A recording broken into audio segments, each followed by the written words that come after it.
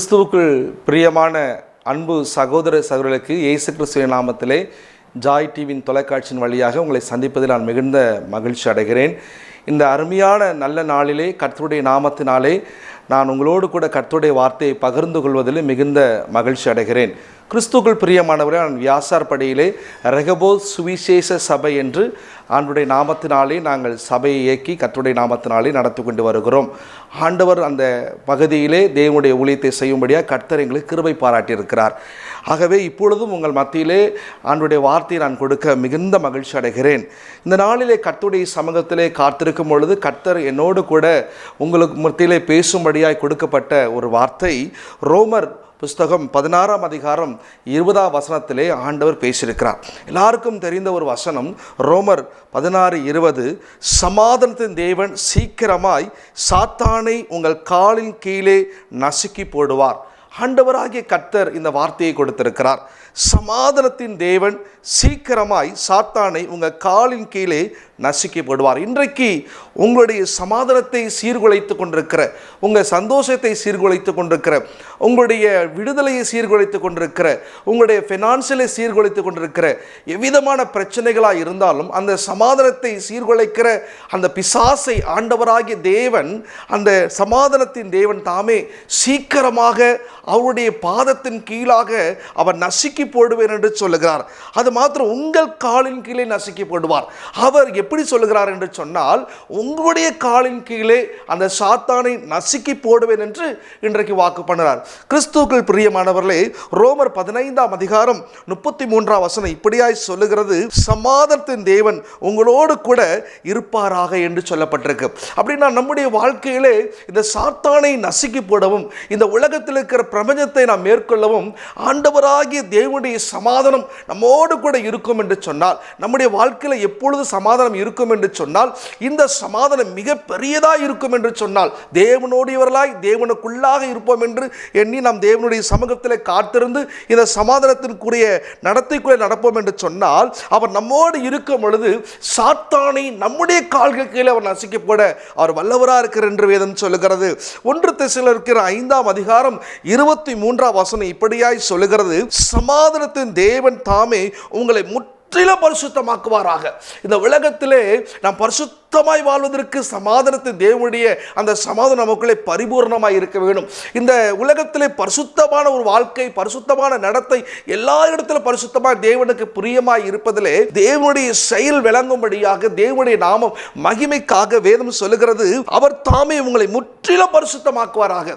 எல்லா பாவத்திலிருந்தும் எல்லா விதமான அசுத்தத்திலிருந்தும் நம்மை பரிபூர்ணமாய் விலக்கி நம்மை காத்துக்கொள்ள தேவனுடைய சமாதானம் நம்முடைய இருதயத்தை ஆளுகை செய்ய வேண்டும். தேவனுடைய சமாதானம் நமக்குள்ளே வரும் பொழுது அந்த பாவத்தை தூண்டுகிற, பாவத்தை உண்டு பண்ணுகிற அந்த சாத்தானை ஆண்டவர் இன்றைக்கு நசுக்கி போடுவார் என்று சொல்லுகிறார். கிறிஸ்துவுக்குள் பிரியமானவர்களே, ஆண்டவராகிய கர்த்தர் உங்களோடு பேசிக் கொண்டிருக்கிறார். எதிலெல்லாம் நீங்கள் சமாதானத்தை இழந்திருக்கிறீர்களோ எனக்கு தெரியாது. ஆனால் ஒன்று மட்டும் நான் தெளிவாய் சொல்வேன், இந்த வார்த்தையை கேட்டுக்கொண்டிருக்க வேளையிலே உங்களுடைய பிரச்சனைகள், உங்களுடைய காரியங்கள் எதுவாக இருந்தாலும் தேவன் தாமே உங்களை முற்றிலுமாய் ஒரு சமாதானத்தை கொடுத்து உங்களுடைய நெருக்கங்களிலிருந்து உங்களை விடுதலை பண்ணி அந்த சாத்தானை அவர் உங்கள் காலுக்கு நசுக்கி போட்டு உங்களை முற்றிலுமாய் பரிபூர்ணமாய் உங்களை ஆசீர்வதிக்க அவர் வல்லவராக இருக்கிறார் என்று வேதம் சொல்லுகிறது. இதையெல்லாம் கர்த்தர் நம் காலுக்கு நசுக்கி போட போகிறார். இந்த உலகத்திலே நாம் நிறைய விஷயங்கள் உண்டு, இந்த காரியம் நமக்கு செயல்படணும் என்றெல்லாம் இருக்கு. ஆனால் ஒரு முக்கியமான ஒரு 3 காரியத்தை கர்த்தர் என்னோடு பேசியிருக்கிறார். இந்த உலகத்தோடு கூட நாம் எதெல்லாம் பயணித்துக் கொண்டிருக்கிறோம் என்பதை பார்க்கலாம். இந்த 3 காரியம் மிக முக்கியமான ஒரு காரியமாக. முதலாவதாக ஆண்டவர் வியாதி என்ற ஒரு சாத்தானை ஆண்டவர் இன்றைக்கு நசுக்க போகிறார். ஒருவேளை எப்படியாப்பட்ட வியாதியிலே நீங்கள் இருக்கலாம், எவ்விதமான வியாதி உங்களை ஆளுகை செய்து கொண்டிருக்கலாம். ஐயோ, இந்த வியாதியிலிருந்து எனக்கு விடுதலையே கிடையாது, எனக்கு மருத்துவர்கள் என்னை குறித்து இப்படி சொல்லிவிட்டார்கள், என் கணவனை குறித்து இப்படி சொல்லிவிட்டார்கள், என் பிள்ளைகளை குறித்து, என் மனைவியை குறித்து சொல்லிவிட்டார்கள் என்று நீங்கள் நினைக்கலாம். தாயாரை குறித்து, தகப்பனாரை குறித்து சொல்லிவிட்டார்கள் நீங்கள் நினைக்கலாம். ஆனால் ஆண்டவர் இன்றைக்கு சொல்லுகிறார், எந்த வியாதியும் குணமாக்குற வல்லவர் நம் மத்தியிலே இருக்கிறார். யாத்திராகம் 23ஆம் அதிகாரம் 25ஆம் வசனம் இப்படியாய் சொல்லுகிறது, வியாதியை உன்னிலிருந்து விலக்குவேன் என்று சொல்லுகிறார். ஆண்டவராகிய தேவன் எப்படிப்பட்டவர்னா, வியாதி உள்ளவர்களை பார்த்து சொல்லுகிறார், உன்னில் இருக்கிற வியாதி, உனக்குள்ளே போராடி கொண்டிருக்க அந்த வியாதி, அது எவ்வளவு பெரிய வியாதியாக, மருத்துவர்களால் கைவிடப்பட்ட வியாதியாக இருக்கலாம், அந்த வியாதியை ஆண்டவர் இன்றைக்கு இந்த வார்த்தையை கேட்கும் பொழுதே கர்த்தர் தீர்க்கதரிசனமாய் சொல்லுகிறார், உன்னிலிருந்து அதை விலக்கி போடுவேன் என்று கர்த்தர் சொல்கிறார். உனக்கு ஒரு பூரணமான விடுதலை கர்த்தர் கொடுக்கிறார். உங்களுக்கு ஒரு பூரணமான விடுதலை வருகிறது. உங்களிலே காணப்படுகிற அந்த வியாதியை கர்த்தர் முற்றிலுமாய் அகற்றி உங்களை சுகமாக்குவேன் என்று இன்றைக்கு வாக்கு பண்ணுகிறார். அந்த வியாதி என்ற ஒரு சாத்தானை கர்த்தர் நசுக்கி போட போகிறார். வேதம் சொல்லுகிறது, 2 ராஜாக்கள் 5ஆம் அதிகாரத்தில் பார்க்கும் பொழுது, நாகமான் என்ற ஒரு பெரிய குஷ்டரோகி இருந்தான். அவன் ஒரு போர் வீரன், அவன் ஒரு பெரிய தலைவன். அவனுக்குள்ள ஒரு பெரிய வியாதி, ஒரு குஷ்டரோகம் என்ற ஒரு வியாதி இருந்தது. அந்த வியாதியை யார்கிட்டயுமே அவன் சொல்ல முடியல. யார்கிட்டயே சொன்னா அவனுக்கு அவமானம். ஏன்னா ஒரு நல்ல ஒரு உயர்ந்த ஸ்தானத்தில் இருந்தான். நல்ல ஒரு உயர்ந்த ஸ்தானம். அவனுடைய ஸ்தானம் மிகப்பெரியது. எல்லாரும் அவனை கனப்படுத்துவார்கள், எல்லாரும் அவனுக்கு மரியாதை கொடுப்பார்கள், அவனை கண்டால் எல்லாரும் பயப்படவும் செய்வார்கள். ஆனால் அவனுடைய வியாதியை குறித்து அவனுக்குள்ள ஒரு கலக்கம் இருந்தது. எல்லா அவனிடத்தில் இருந்தும் அவனுடைய மனதுக்குள்ளே இந்த வியாதியை குறித்து ஒரு கலக்கம் இருந்தது. அவளுடைய வீட்டிலே வேலை செய்கிற ஒரு சிறு பெண்ணின் நிமித்தமாக இப்படியாக ஒரு தீர்க்கதரிசி எலிசா என்று ஒரு மனுஷன் இருக்கிறார், இப்படியாக அந்த வார்த்தைக்கு நீ கீழ்ப்படிந்து இங்கே போவீர்கள் என்று சொன்னால் உங்களுக்கு கர்த்தர் சுகத்தை கொடுப்பார் என்று சொல்லும் பொழுது அவன் எடுத்துக்கொண்டு போகிறான். நிறைய பணங்களை பொருள்களை கொண்டு அந்த எலிசாவை சந்திக்கும்படி போகிறான். எலிசாவை சந்தித்த உடனே எலிசா தன்னை தொட்டு சுகமாக்குவான் என்றெல்லாம் அவன் கற்பனை பண்ணி கொண்டு போகிறான். ஆனால் ஆண்டவராகிய தேவன் எலிசா மூலமாக சொல்லுகிற வார்த்தை, நீ யோர்தானிலே 7 முறை நீ முழுங்கி எழுங்கும் பொழுது உன்னுடைய சரீரம் மாறும், உன்னுடைய தோல் வியாதி உன்னை விட்டு நீங்கும் என்று அவன் சொல்லும் பொழுது, எலிசா சொல்லும் பொழுது இந்த நாகமானால் ஏற்றுக்கொள்ள முடியவில்லை. ஆனாலும் ஒரு முறையாவது இதை செய்வோம் என்று சொல்லி வேலைக்காரர்கள் சொல்லும் பொழுது அந்த வார்த்தைக்கு அவன் இறங்கி அந்த யோர்தானிலே அவன் முங்கி எழுந்த பிறகு 7வது முறை அவன் சரீரம் முழுவதுமாய் மாறிவிட்டது. கிறிஸ்துவுக்குள் பிரியமானவர்களே, உன்னுடைய வியாதி இன்றைக்கு சுகமாக வேண்டும் என்று சொன்னால் உன்னோடு கூட பேசின கர்த்தர், உன்னோடு பேசிக்கொண்டிருக்க கர்த்தர், கர்த்தருடைய வார்த்தை அநேக முறை கேட்டு அதை அலட்சியமாக எடுத்திருப்பாய் என்று சொன்னால் இன்றைக்கு ஆண்டுடைய சமூகத்தில், ஆண்டவரே இந்த வார்த்தை எனக்கு வரும் பொழுதெல்லாம் நான் அலட்சியமாக இருந்துட்டேன், இந்த வார்த்தை என்னோடு கூட பேசும் பொழுது அது எனக்கு இல்லை என்று நான் அந்த வார்த்தையை விட்டு விலகி வந்து விட்டேன் என்று சொல்லி நீ உண்மையாய் ஒப்பு கொடுப்பாய் என்று சொன்னால் ஆண்டவர் சொல்ல, அவருடைய சரீரத்தில் ஒருவேளை தோல்வியாதி இருக்கலாம், ஒருவேளை ஹார்ட்ல ப்ராப்ளம் இருக்கலாம், ஒருவேளை எந்த வயிற்று வலியா இருக்கலாம், ஆண்டவராலே கூடாத காரியம் ஒன்றுமில்லை. அவர் பரம வைத்தியர் என்று வேதம் சொல்லுகிறது. உன்னிலிருந்து வியாதி விலக்குவேன் என்று கர்த்தர் சொல்லியிருக்கிறார். ஆகவே கிறிஸ்துவுக்குள் பிரியமானவர்களே, கர்த்தர் உங்களோடு பேசிக் கொண்டிருக்கிறார். அன்றைக்கு நாகமானுடைய குஷ்டரோகத்தை சுகமாக்க என் ஆண்டவராகிய தேவனாலே கூடும் என்று சொன்னால் இன்றைக்கு உங்களுடைய வியாதி ஒரு பெரிய விஷயம் அல்ல, அவரால் எல்லாம் கூடும். கர்த்தர் உங்களை முற்றிலுமாய் சுகமாக்க அவர் வல்லவராக இருக்கிறார். யாத்திராகமம் 15ஆம் அதிகாரம் 26ஆம் வசனம் சொல்லுகிறது, நானே உன் பரிகாரியை. கர்த்தர் ஆண்டவர் சாதாரணவர் அல்ல, நானே உன் பரிகாரி. இந்த உலகத்தில் பரிகாரத்தை தேடி ஓடுகிற நபர்கள் உண்டு. இங்கே போனா இது நடக்கும், அங்க போனா இது நடக்கும், இந்த டாக்டர் இதை சொல்வாங்க, ஸ்பெஷல் டாக்டர் எங்க இருக்காங்க என்றெல்லாம் ஓடிக்கொண்டிருக்க இந்த பயணத்தில் வேதத்தில் பார்க்கிற போது யாத்திராகமம் 15:26 இப்படியாய் சொல்லுகிறது, நானே உன் பரிகாரியை. கர்த்தர் இன்றைக்கு கர்த்தர் சொல்லுகிறார், உனக்காக, உன் வியாதிக்காக, உன்னுடைய சூழ்நிலைகள் எவ்வளவாய் பெரிதாக இருந்தாலும், டாக்டர் உன்னை கைவிட்டிருந்தாலும் உன்னுடைய பரிகாரியா நான் இருக்கிறேன், உனக்கு சுகத்தை கொடுக்க நான் இருக்கிறேன், உன்னிருந்து வியாதி விலக்கு நான் இருக்கிறேன் என்று சொல்லி கர்த்தர் உனக்கு அன்பு சகோதரனை சகோதரியை கர்த்தர் சொல்லுகிறார். உன்னிலிருந்து கர்த்தர் முற்றிலுமாய் இன்றைக்கு அந்த வியாதி என்ற சாத்தானை அவர் நசுக்கி போட அவர் வல்லவராய் இருக்கிறார். ஹல்லேலூயா. அவராலே கூடாத காரியம் ஒன்றுமில்லை.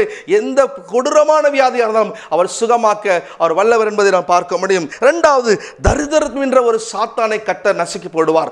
தரித்திரம் உலகம் முழுவதுமாய் இன்னைக்கு அநேக இடங்களில் தரித்திரம் நிறைய கிறிஸ்தவ குடும்பங்களில், நிறைய வீட்டில் பார்த்தீங்கன்னா ஃபினான்ஷியல் ரீதியாக நிறைய பிரச்சனைகள் உண்டு. ஐயோ எனக்கு இந்த இதுக்கு இல்லை, அது இல்லை, இது இல்லை, நாங்கள் செய்கிற தொழிலாக இருக்கலாம், வேலையாக இருக்கலாம், ஒரே நஷ்டம், வருமானம் நல்ல கிடைக்கல, நாங்கள் ரொம்ப இரவெல்லாம் நாங்கள் நைட் டியூட்டி பார்க்குறோம், ஒரு நாளைக்கு 2 டியூட்டி பார்க்குறேன், 2 ஷிஃப்ட் பார்க்குறேன், எனக்கு நல்ல ஒரு வருமானமே இல்லை, என் வாழ்க்கையில் எங்கள் குடும்பத்தில் எனக்கு சொந்த வீடு இல்லை, சொந்தமாக எந்த விதமான விஷயமும் இல்லை என்று சொல்லி நிறைய பேர் தரித்திரத்தில் இருக்கிறாங்க. அநேகர் சொல்வார்கள், எது எடுத்தாலும் விளங்க மாட்டேது பிரதர், எது எடுத்தாலும் நடக்க மாட்டேது பாஸ்டர், எல்லாத்துலேயும் கஷ்டம் தான், எங்களுக்கு எல்லாத்துலேயும் பிரச்சனை என்று சொல்லி அநேகர் நான் சொல்வதை கேட்டிருக்கிறேன். கிறிஸ்துவுக்குள் பிரியமானவர்களே, 2 கொரிந்தியர் 8ஆம் அதிகாரம் 9ஆம் வசனம் இப்படியாய் சொல்லுகிறது, அவர் ஐஸ்வர்யமுள்ளவராய் இருந்தும் நீங்கள் நீங்கள் அவருடைய தரித்திரத்தினாலே ஐஸ்வர்யமாகும்படி உங்களுக்கு நிமித்தம் அவர் தரித்திரனாய் ஆனார் என்று சொல்லி, இந்த உலகத்தில் மிகப்பெரிய ஒரு ஐஸ்வர்யவானாகிய தேவனை வணங்குகிறோம். அண்ட சராச்சரத்தை உண்டாக்கினவர், ராஜாதி ராஜா, சர்வ வல்லவராய் இருக்கிற தேவனை நாம் வணங்குகிறோம். இந்த தேவன் சாதாரணமானவர் அல்ல. அவர் எப்படியாப்பட்டவர் என்றால், பிதாவினுடைய செல்ல பிள்ளை, பிதாவின் மடியிலே உள்ள அவர் விளையாடி கொண்டிருந்தார் என்று வேதம் சொல்லுகிறது. அப்படின்னா சிங்காசனத்தை வீற்றிருக்கிற ஒரு பெரிய தெய்வத்தை வணங்குகிறோம். இந்த உலகத்தினுடைய ஐஸ்வர்யம் எல்லாம் அவருடையது. அவர் நமக்கு ஏதோ பார்த்து கொடுக்கிறது அல்ல, அவரை தேடுகிற பிள்ளைகளுக்கு அவர் கிருபையாய் அளிக்கிற ஒரு ஐஸ்வர்யம். ஏனால் வேதம் சொல்லுகிறது அவர் ஐஸ்வர்ய சம்பர்ணர் என்று வேதம் சொல்லுகிறது. ஆகவேதான் 2 கொரிந்தியர் 8:9 இப்படியே சொல்லுகிறது, நம்ம எல்லாரும் ஐஸ்வர்யமாகும்படிக்கு அவர் தரித்திரனாய் பிறந்தாராம். இந்த உலகத்திற்கு ஒவ்வொருவரும், ஒவ்வொரு பிள்ளைகளும், ஒவ்வொரு தொழில் செய்கிறவங்க, வேலை செய்கிறவங்க, ஊழியம் செய்கிறவங்க, இன்னும் பலவிதமான நீங்கள் நல்ல காரியங்களை செய்து கொண்டிருக்கிற எல்லாரும் அவங்க வாழ்க்கையில் தரித்திரம் என்ற அந்த வார்த்தையை நீக்கும்படியாக அவர் தரித்திரனாய் பிறந்து நம்மை ஐஸ்வர்யவானாக மாற்றுகிறார். ஹல்லேலூயா.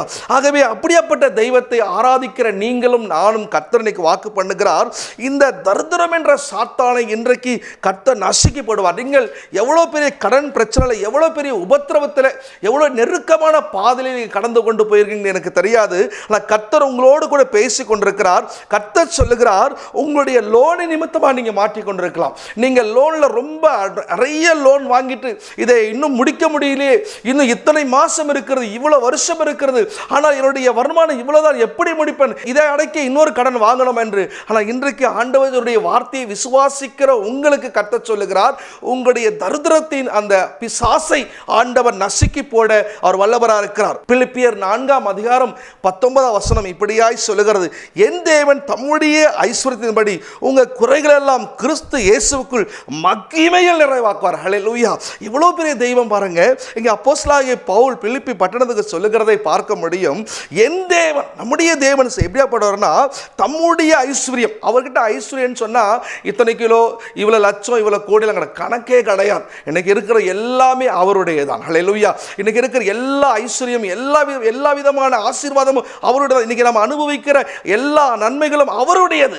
ஆகவே தரித்திரமாய் இருக்கிறது என்னுடைய வாழ்க்கையில இந்த பைனான்சியல் பிரச்சனைகள், கடன் உபத்திரவங்கள் என்னை அதிகமாய் நெருக்கி கொண்டிருக்கிறது என்று நீங்கள் நினைப்பீர்கள் என்று சொன்னால், அவருடைய ஐஸ்வர்யத்தின்படி அவர் கொடுப்பது சாதாரணமாக கொஞ்சமாக கொடுக்க மாட்டார். உனக்கு என்ன தேவையோ, எவ்வளோ பிரச்சனைகள் இருந்தாலும் அந்த பிரச்சனை எவ்வளோ சால்வ் பண்ணணும், எப்படி சால்வ் பண்ணக்கூடிய அந்த சூழ்நிலைகள் உனக்கு எவ்வளோ தேவையோ அந்த சூழ்நிலையை அறிந்தவர் உங்களுக்கும் எனக்கும் வாசலை இன்றைக்கு திறக்கக்கூடியவராக இருக்கிறார். சொல்லுகிறார், என் தம்முடைய ஐஸ்வர்யத்தின்படி பயங்கரமான தெய்வம் இல்லை, அவரிடத்தில் ஐஸ்வர்யம் பயங்கரமாக இருக்கிறது. வேதம் சொல்லுகிறது, பூமியின் கடையாந்திரங்களை அவர் உண்டு பண்ணியிருக்கிறார். அது யாருக்குன்னா உங்களுக்கு கொடுப்பேன் என்றுதான் உண்டு பண்ணியிருக்கிறார். அப்படியேப்பட்ட ஐஸ்வர்யத்தின்படி உங்கள் குறைகள் எல்லாம் கிறிஸ்து இயேசுவுக்குள் மகிமையிலே நிறைவாக்கார். ஹல்லேலூயா. ஆகவே கிறிஸ்து இயேசுவை நீங்கள் உண்மையாய் தேடி, உண்மையாய் ஆராதிக்கும் பொழுது, உண்மையாய் வணங்கும் பொழுது, உண்மையாய் அவரை சார்ந்திருக்கும் பொழுது, உங்களுடைய குறைகள் எல்லாவற்றையும், உங்கள் குறைகள் எவ்வளோ பெருசாக இருந்தாலும் சரிங்க, இதுதான் குறை, இந்த லோன் முடிஞ்சிச்சுன்னா பிரச்சனை சால்வ் ஆகிடும், அல்லது இந்த வட்டி கடன் முடிஞ்ச அந்த பிரச்சனை சால்வ் ஆகிடும், அல்லது இதெல்லாம் என்னோட பிரச்சனையாக பெருசாக இருக்குது அப்படி நீங்கள் நினைப்பீங்கன்னு சொன்னால், அவர் சொல்கிறாரு, குறைகள் எல்லா குறைகளும் இன்றைக்கு ஹல்லேலூயா, எல்லா குறைகளும் கிறிஸ்து இயேசுவுக்குள், ஆண்டவராகிய கிறிஸ்து இயேசுவுக்குள் அவர் பெரிய மகிமையானவர், ஐஸ்வர்ய சம்பரன் மட்டுமல்ல, ஒரு மகிமை நிறைந்த ஒரு ராஜா, மகிமை நிறைந்த ஒரு தேவாதி தேவன், அவருக்குள் எல்லாம் இன்றைக்கு உங்களுக்கு நிறைவாக்கப்பட போகிறது. ஹல்லேலூயா, ஆமென். ஏன்னா வேதத்தில் அப்படியே பார்க்கிறோம், இந்த தரித்திரம் என்கின்ற இந்த சாத்தானை ஆண்டவர் நசுக்கி போட அவர் வல்லவராக இருக்கிறார். தரித்திரம் இந்த உலகத்திலே அநேக குடும்ப வாழ்க்கையிலே, கிறிஸ்தவ வாழ்க்கையிலே அநேகர் இந்த தரித்திரத்தில் மாட்டிக்கொண்டிருக்கிறார்கள். அநேகருடைய காரியங்களை நான் கேட்கும் பொழுது மிகுந்த வேதனையாக இருக்கும். ஐயா, எங்களுக்கு இப்படி ஒரு பிரச்சனை இருக்குது, இந்த மாதிரி நாங்கள் மாட்டிக்கொண்டோம், நாங்கள் ஒரு பெரிய வீட்டுக்கு போயிட்டோம், எங்களால் இதை சமாளிக்க முடியவில்லை, நாங்கள் அவசரப்பட்டு லோன் எடுத்துட்டோம், எங்களால் கட்ட முடியவில்லை, இப்போ லோனை நாங்கள் மறுபடியும் பேங்க்குக்கு கொடுக்க போகிறோம் என்று நினைத்து கொண்டிருப்பீர்கள். ஆண்டவருடைய நாமத்தினாலே சொல்லுகிறேன், இந்த வார்த்தை கேட்கும் பொழுதே உங்கள் பிரச்சனை மாறப்போகிறது. கர்த்தர் உங்களுக்கு ஒரு திறந்த வாசலை வைக்கிறார். உங்கள் தரித்திரம் நீங்கி நீங்கள் ஐஸ்வர்யம் மாறும்படிக்கு தேவன் உங்களுக்கு உதவி செய்வாராக. உங்களோடு போராடி கொண்டிருக்கிற அந்த இந்த தரித்திரம் என்ற சாத்தானை கர்த்தர் நசுக்கி போடுவாராக. அதை எப்படி நசுக்கி போடுவாராம்? உங்களுடைய காலின் கீழே நசுக்கி போட்டு உங்களை ஆண்டவர் இன்றைக்கு ஐஸ்வர்யனாக மாற்ற வல்லவர். ஒருவேளை நீங்கள் கர்த்தருக்கு பிரியமில்லாமல் ஆடம்பரமாக லௌகீகமாக கர்த்தரை விட்டு பின்வாங்கி நீங்கள் எங்கேயாவது ஓடி திரிந்து உலக பிரகாரமாக இந்த உலகத்தில் வாழும் பொழுது இப்படி ஹை சொசைட்டியாக இருந்தாலும் மதிப்பாங்க என்று சொல்லி நீங்கள் அனாவசியமாய் கடன் வாங்கி நீங்கள் ஆண்டவரை விட்டு விலகி போயிருப்பீங்கன்னு சொன்னால், நீங்கள் கர்த்தரிடத்திலே மனம் திரும்பி நீங்கள் மறுபடியும் நீங்கள் தேவனுடைய சமூகத்திலே வரும் பொழுது கர்த்தர் உங்களுடைய குற்றங்களை மன்னித்து உங்களுடைய பாவங்களை மன்னித்து உங்களுடைய சூழ்நிலை அறிந்தவர் சொல்லுகிறார், உங்கள் குறைகள் எல்லாம் கிறிஸ்து இயேசுவின் மகிமையினாலே அதை நிறைவாக்க அவர் வல்லவராக இருக்கிறார். லூக்கா 15ஆம் அதிகாரம் நல்ல நமக்கு எல்லாம் தெரிந்த ஒரு அதிகாரம். 2 குமாரர்கள் இருந்தார். மூத்த குமாரன் இருந்தான், இளைய குமாரன் இருந்தான். இந்த இளைய குமாரன் தன் தகப்பனிடத்திலிருந்து எல்லா ஆஸ்திகளையும் பெற்றுக்கொண்டு எல்லாவற்றையும் பெற்றுக்கொண்டு அவன் தன்னுடைய சிநேகிதர்களோடு நண்பர்களோடு கூட அவன் போய்விட்டான். அங்கே போய் எல்லாவற்றிலும் பார்த்தீங்கன்னா அவன் கர்த்தரை விட்டு பின்வாங்கி பாவத்தை அவன் அதிகமாய் செய்ய ஆரம்பித்து வந்தான். அவனிடத்திலே பணம் இருக்க மட்டும் தன்னுடைய நண்பர்கள் தன்னுடைய சிநேகிதர்கள் தன்னுடைய எல்லாரும் அவரோடு கூட இருந்தார்கள். பணம் கொஞ்சம் கொஞ்சமாக அந்த செல்வங்கள் கொஞ்சம் கொஞ்சமாய் குறைய குறைய ஒவ்வொருத்தராக அவனை விட்டு விலகி கொண்டே இருந்தார்கள். ஒவ்வொருத்தராக விலகி கொண்டே இருந்தார்கள். ஒவ்வொருத்தரோடு போய் கொண்டே இருந்தார்கள். ஆனால் அவன் அறியவில்லை. கடைசியாக எல்லாரும் போன பிறகு அவன் மிகுந்த தரித்திரம் உள்ளவனாய் மாறிவிட்டான். அவன் ஐஸ்வர்யவானாய் புறப்பட்டு போனான். எல்லா பாவ செயலுக்குள்ளே போன பிறகு அது தரித்திரமாய் மாறிவிட்டான். தரித்திரவானாய் மாறிவிட்டான். எல்லாத்தையும் இழந்தவனாக மறுபடியும் தன் தகப்பன் அண்டைக்கு அவன் தேடி வருகிறான். தேடி வரும் பொழுது தகப்பன் ஒவ்வொரு நாளும் தன் மகன் வருவான் என்ற நிச்சயத்தோடு அந்த வாசலை பார்த்து கொண்டே இருந்தார். ஒரு நாள் அந்த மகன் வருவதை கண்ட உடனே ஓடி போய் கட்டி அணைத்து அந்த மகனை மறுபடியும் முத்தம் செய்து தன் பாவத்தை விட்டு அவன் வார்த்தை சொன்னான், நானுடைய வீட்டிலே வேலைக்காரனாக இருப்பதற்கு கூட தகுதி அல்ல, ஒருவேளை அந்த வேலைக்காரனால் ஒருத்தரால் இதை வைத்துக் கொள்ளும் என்று சொல்லி உமக்கும் பரத்துக்கும் விரோதமாக நான் பாவம் செய்து மனம் திரும்பி தன் பாவத்தை அறிக்கை பண்ணுடைய தகப்பன் மறுபடியும் தன்னுடைய மகனை கட்டி அணைத்து கொண்டு தோள் மேல் கை போட்டு கொண்டு வீட்டுக்குள்ளே அழைத்து கொண்டு போய் சொன்ன வார்த்தை, அவனுக்கு பாதரட்சை முத்திரை மோந்திரங்கள் அவனுக்கு வஸ்திரங்களை கொடுத்து அவனுக்கு கொடுத்த கண்டுகள் அடைத்து மறுபடியுமாய் அவனை ஐஸ்வர்யவனாக வைத்து அந்த தகப்பனை பார்க்க முடியும். கிறிஸ்துக்கு பிரியமானவள் இப்படிதான் சில நேரங்களே நம்ம இடத்துல நிறைய பணங்கள் வரும் பொழுது நிறைய ஆஸ்திகள் வரும் பொழுது நாம் என்ன செய்கிறோம், யார் பேச்சை கேட்கிறோம், எங்கு போய் கொண்டிருக்கிறோம், யாருடைய வார்த்தைக்கு செவி சாய்க்கிறோம் என்று தெரியாமல் நாம் எல்லாத்தையும் இழந்த பிறகு கடைசியாக ஒரு நிலைக்கு வருவோம். அந்த நிலைக்கு ஒருவேளை நீங்கள் இப்போ வந்திருக்கீங்கன்னு சொன்னால் இன்றைக்கு இந்த வார்த்தை மூலமாக நீங்கள் மறுபடியும் தேவனிடத்தில் மனம் திரும்புவீங்க என்று சொன்னால் உங்கள் சூழ்நிலையை அறிந்த கர்த்தர் சொல்லுகிறார், இந்த தரித்திரம் என்ற இந்த சாத்தானை கர்த்தர் நசுக்கி போட்டு மறுபடியும் பரம தகப்பன் உங்களை ஐஸ்வர்யனாக மாற்றும்படிக்கு நீங்கள் அவரிடத்தில் ஒப்புரவாகும்படி தேவன் உங்களிடத்திலே பேசிக் கொண்டிருக்கிறார். ஹல்லேலூயா. ஆகவே இரண்டாவதாக ஆண்டவர் எங்களுக்கு வாக்கு பண்ணுகிறார், தரித்திரம் என்ற சாத்தானை அவர் நசுக்கப்படுவார். முதலாவதாக ஆண்டவர் சொல்ல வியாதி என்ற சாத்தானை அவர் நசுக்கி போட்டார். இரண்டாவதாக தரித்திரம் என்ற ஒரு சாத்தானை அவர் நசுக்கி போட்டார். மூன்றாவதாக துக்கம் என்ற ஒரு சாத்தானை அவர் நசுக்கி போட வல்லவர். துக்கம் உங்க இருதயத்துக்குள்ள பலவிதமான துக்கங்கள் இருக்கலாம். பலவிதமான துக்கங்கள் உங்களை ஆளுகை செய்து கொள்ளலாம். எனக்கு துக்கம் என்று சொன்னால் எப்படி இருக்கீங்க அப்படின்னு கேட்டாலே ஒரு மாதிரி டல்லாக சொல்லுவாங்க, இருக்கேன் நல்லா இருக்கிறேன். ஒரு சிலர் மட்டும்தான் தன் துக்கத்தை உள்ள வைத்துக்கொண்டு நல்லா இருக்கிறேங்க அப்படி சொல்லி ரொம்ப கொஞ்சம் போல்டாக சொல்லுவாங்க. எல்லாருடைய இருதயத்திலும் அநேக துக்கங்கள் இன்றைக்கி ஆளுகை செய்கிறது. இன்றைக்கி நிறைய துக்கம் எதுக்கு குறிச்சுன்னா லௌகீக துக்கங்கள் மனுஷனுடைய வாழ்க்கையில் அதிகமாக செயல்படுகிறது. இந்த துக்கம் என்ற ஒரு சாத்தான் ஒரு மனுஷனுக்குள்ளே வந்துட்டான்னு சொன்னாலே அவனுடைய எல்லா நிம்மதியும் போயிடும். அவன் சந்தோஷம் போயிடும், சமாதானம் போயிடும், குடும்ப சந்தோஷம் போயிடும், ஒருவேளை கிறிஸ்துவுக்குள்ளே வளர்கிற சந்தோஷம் போயிடும், ஒருவேளை அவர்களுடைய இனங்களோடு கூட அவங்க குடும்பங்களோடு கூட பழகிற அந்த ஒரு இயல்பு நிலை கூட மாறிடும். ஏன்னா துக்கம் பெருசாயிடுச்சு.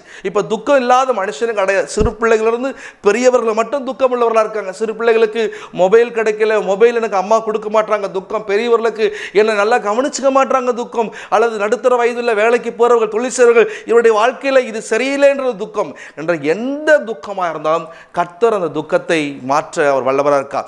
துக்கத்தை உண்டு பண்ணுற சாத்தானை அவர் நசுக்கி போட அவர் வல்லவராக இருக்கார் என்பதை நான் உங்களுக்கு சொல்ல விரும்புகிறேன். 2 கொரிந்தியர் 7ஆம் அதிகாரம் 10ஆம் வசனம் இப்படியா, தேவனுக்கு ஏற்ற துக்கம் பின்பு மனஸ்தாபப்படுவதற்கு இடமில்லாமல் ரட்சிப்புக்கு ஏதுவான மனம் திரும்புதலை உண்டாயிருக்கிறது.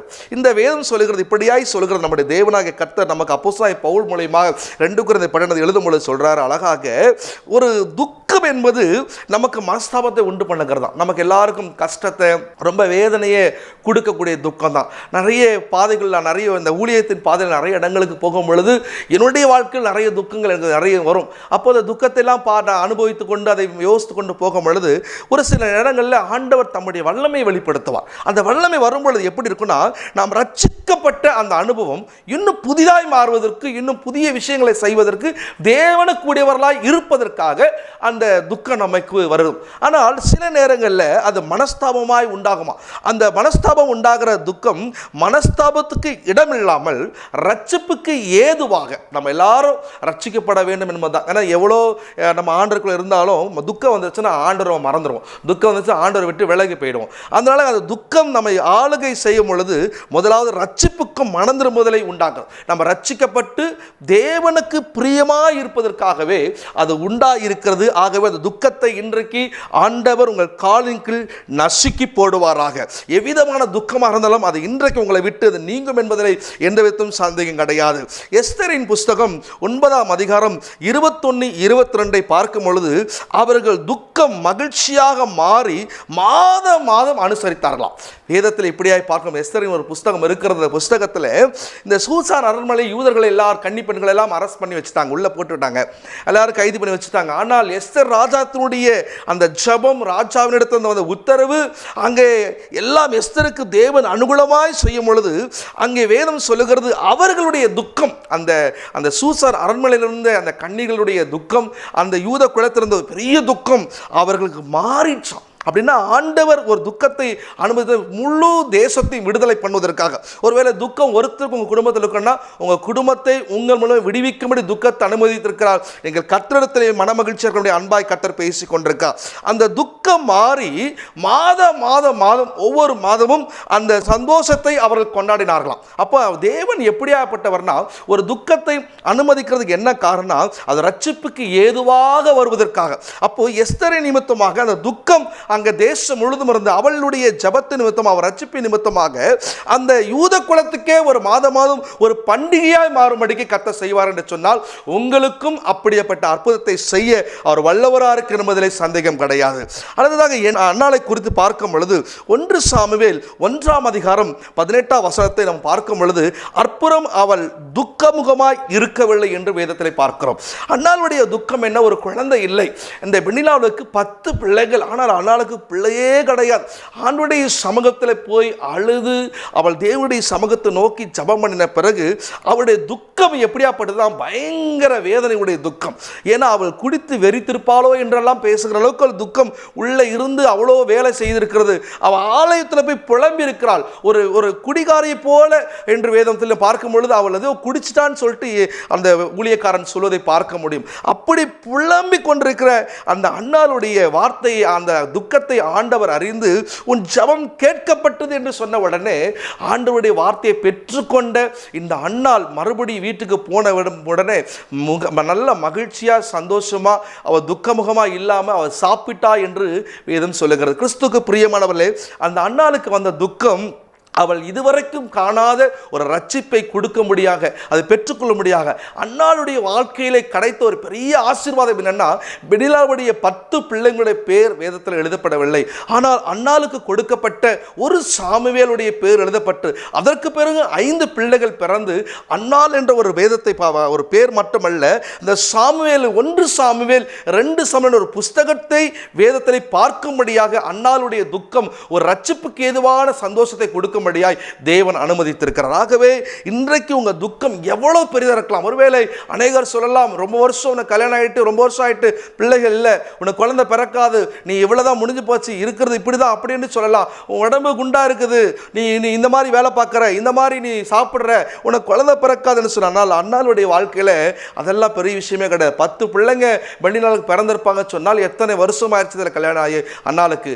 எல்லாத்தையும் செய்யக்கூடிய சர்வவல்லவரை நோக்கி ஓடினபடினால் ஆண்டவர் துக்கத்தை மாற்ற வல்லவராக இருந்தார். இன்றைக்கு ஆண்டவர் உங்களுக்கு சொல்லுகிறார், உங்க துக்கங்களை கர்த்தர் மாற்ற போகிறார். உங்க துக்கம் என்ற அந்த சாத்தானை கர்த்தர் நசுக்க போகிறார். அந்த துக்கம் என்ற அந்த பிசாசை கர்த்தர் இன்றைக்கு வேரோடு அவர் அழிக்க போகிறார். ஆகவே நீங்கள் கிறிஸ்துவுக்கு பிரியமானவர்களே, உங்களுக்கு எதிராக இருக்கிற இந்த சாத்தானை ஆண்டவராகிய தேவன் தாம் உங்கள் காலின் கீழ் போட்டு நசுக்கி போடுவாராக. உங்கள் காலின் கீழே நசுக்கி போடுவாராக. ரோமர் 16:20 பிரகாரமாய் சமாதான தேவன் சீக்கிரமாய் வந்து உங்களுடைய வியாதியும் தரித்திரத்தையும் துக்கத்தையும் அவர் நசுக்கி போட்டு உங்களை உயர்த்துவாராக.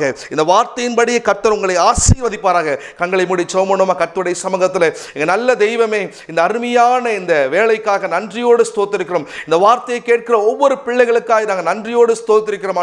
ரோமர் 16:20 பிரகாரமாய் ஆண்டவரை சமாதானத்தின் தேவன் தாமே சாத்தானை சீக்கிரமாய் உங்களுடைய கால்களில் நசுக்கப்பட வேதத்தில் வாசித்த வண்ணமாய் பிள்ளைகள் எந்த வியாதியுடைய சாத்தானை வைத்திருந்தாலும் அந்த வியாதி என்ற சாத்தான் பிள்ளையுடைய வாழ்க்கையை போராடி கொண்டிருந்தாலும் இயேசுவின் நாமத்தில் வியாதிகள் இப்பொழுது விலகி போவதாக, இந்த வியாதிகள் இப்பொழுது மறைவதாக, அவருடைய சரீரங்கள் புதுப்பிக்கப்படுவதாக, உறுப்புகள் புதுப்பிக்கப்படுவதாக இயேசுவின் நாமத்தினாலே.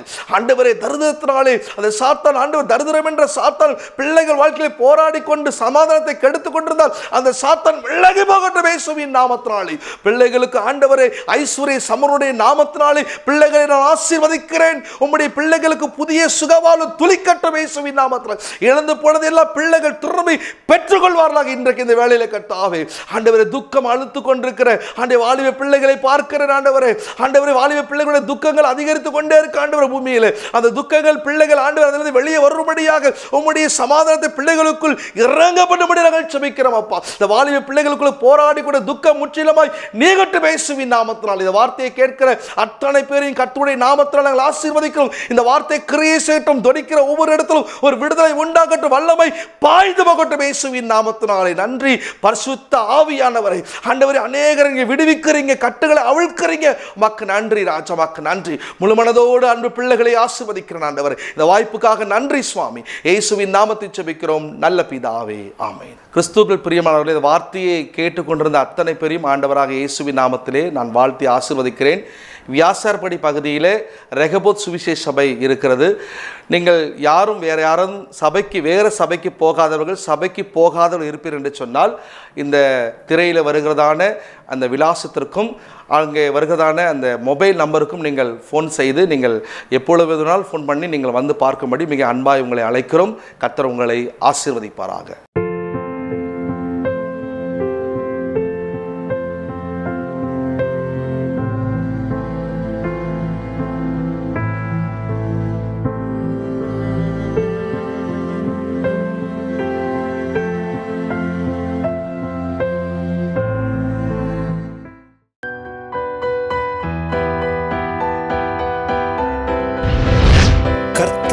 ஆசீர்வதிப்பாராக.